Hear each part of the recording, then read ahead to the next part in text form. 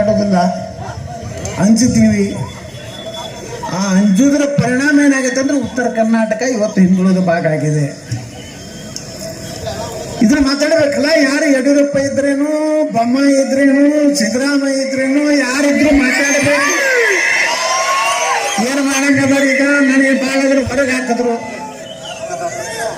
ನಿಮ್ಮನೇನು ಹೊರಗೆ ಬಿಡುದಿಲ್ಲ ಮಂದಿ. ಬರ್ರಿ ನೀವು ಉತ್ತರ ಕರ್ನಾಟಕಕ್ಕೆ, ನೀವು ಅಪ್ಪ ಮಕ್ಕಳು ಇಬ್ರು ಕೂಡಿ ಬರ್ರಿ. ಉತ್ತರ ಕರ್ನಾಟಕದ ಒಳಗೆ ಬಿಡುದಿಲ್ಲ. ಯತ್ನಾಳ್ ಹೊರಗೆ ಹಾಕಿನ ಅಂತೇಳಿ ಭಾಳ ಖುಷಿ ಪಟ್ರಿ ನೀವು ಅಪ್ಪ ಮಕ್ಕಳು.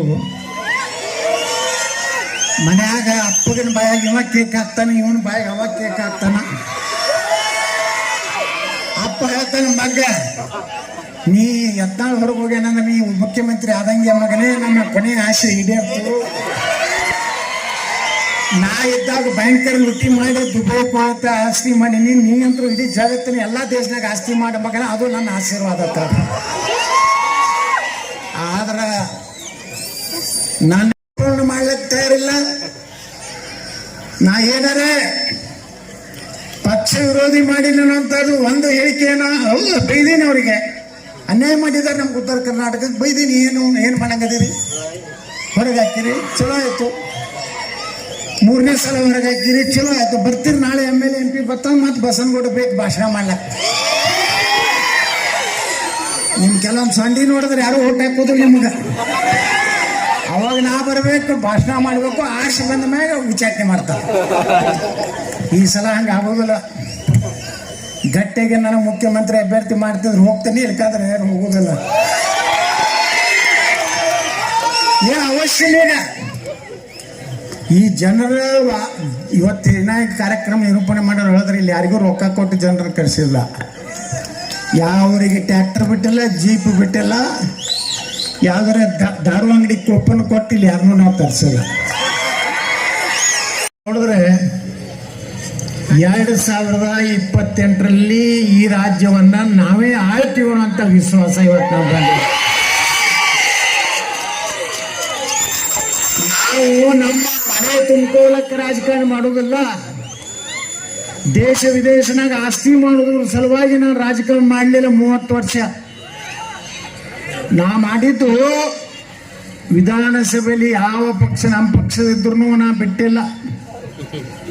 ಇವತ್ತು ಹೇಳ್ತಾರೆ ಕೆಲವು ಮಂದಿ, ನನ್ನ ಸಮಾಜದ ಬಗ್ಗೆ ಆಗಲಿ, ಹಾಲಮತ ಸಮಾಜದ ಬಗ್ಗೆ ಆಗಲಿ, ವಾಲ್ಮೀಕಿ ST ಸಮಾಜದ ಬಗ್ಗೆ ಆಗಲಿ, ದಲಿತರ ಬಗ್ಗೆ ಆಗಲಿ, ಮೀಸಲಾತಿ ವಿಚಾರದಲ್ಲಿ ನನ್ನಷ್ಟು ನೇರವಾಗಿ ವಿಧಾನಸಭೆಯಲ್ಲಿ ಯಾರು ಮಾತನಾಡಿಲ್ಲ. ಯಾವುದೇ ವಿಚಾರ ಬಂದ್ರೆ ಮೊನ್ನೆ ಉತ್ತರ ಕರ್ನಾಟಕದ ಬಗ್ಗೆ ನಾ ಮಾತಾಡಿದೆ. ನಾ ಹೇಳಿದೆ ಉತ್ತರ ಕರ್ನಾಟಕದ ಶಾಸಕರಿಗೆ, ಕೃಷ್ಣಾ ಯೋಜನೆ ಆದ್ರೆ 17 ಲಕ್ಷ ಎಕರೆ ನೀರಾವರಿ ಆಗ್ತದೆ. ಈಗ 1,16,000 ಕೋಟಿ ಸಾಲ ತೆಗೆದಿರಿ ನಮ್ಮ ಮ್ಯಾಗ. ಇನ್ನೊಂದು 1 ಲಕ್ಷ ಕೋಟಿ ರೂಪಾಯಿ ತೆಗೀರಿ ಸಿದ್ದರಾಮಯ್ಯನವರ.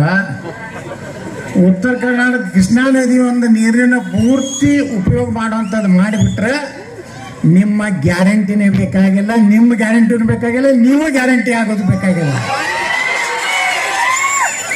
ದುರ್ದೈವ ಯಾರು ಮಾತಾಡೋದಿಲ್ಲ. ವಿಧಾನಸಭೆಗೆ ನಿಮ್ಮಿಂದ ಆರಿಸಿ ಹೋಗ್ತಾರ, ಹೋಗಿ ಬರೀ ವರ್ಗಾವಣೆ ಮಾಡ್ಕೋತ ಆ ಆಫೀಸನ್ನು ಚೇಂಜ್ ಮಾಡು, ಇವ್ನ ಕಡೆ ಇಟ್ಟು ರೊಕ್ಕ ತಿನ್ನು. ಉತ್ತರ ಕರ್ನಾಟಕದವ್ರ ಬಗ್ಗೆ ಒಬ್ಬ ಪೊಲೀಸ್ ನಿವೃತ್ತ ಅಧಿಕಾರಿ ಮೊನ್ನೆ ಹೇಳ್ಯಾರ ನೋಡು, ಉತ್ತರ ಕರ್ನಾಟಕದ MLA ಅಂತ ಮಹಾಭ್ರಷ್ಟರು ಇರ್ತಾರತ್ತೆ. ಮೊದಲು ಅವನೇ ಮಹಾಭ್ರಷ್ಟದಾನ.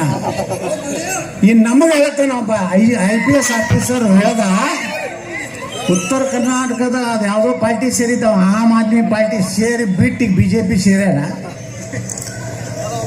ನಾವು ಉತ್ತರ ಕರ್ನಾಟಕದ ರಾಜಕಾರಣಿಗಳು ಹೋಗಿ ಭ್ರಷ್ಟರಿಲ್ಲ. ನಾವು ಯಾವಾಗ ಇಲ್ಲಿ ಹೆಚ್ಚು ಯಾವ ಪಾರ್ಟಿ ಆರಿಸಿ ಬರ್ತೈತೆ ಅದೇ ಸರ್ಕಾರ ಕರ್ನಾಟಕದಾಗ ಆಗ್ತದೆ.